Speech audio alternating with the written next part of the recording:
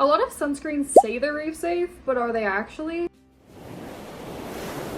This sunscreen here is labeled as reef safe, but is it really? With ingredients like avobenzone, homosalate, octosalate, and octocrylene, which all four are chemical filters, research has flagged as potentially harmful to marine life.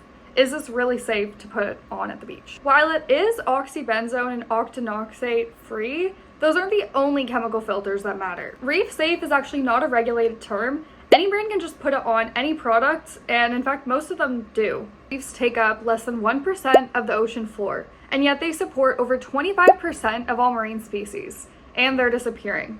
One of the main reasons?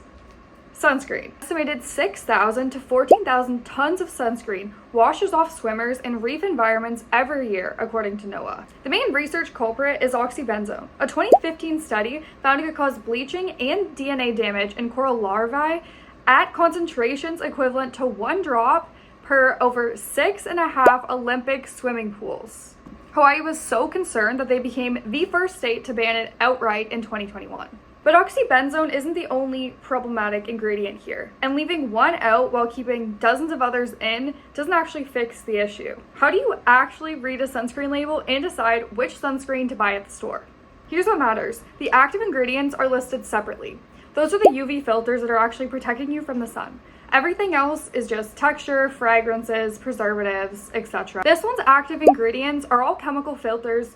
The research on these are still developing. It's not as conclusive as oxybenzone science, but multiple studies have flagged concerns about marine toxicity, particularly octocrylene. Non-nano mineral sunscreens is the gold standard if you can find them.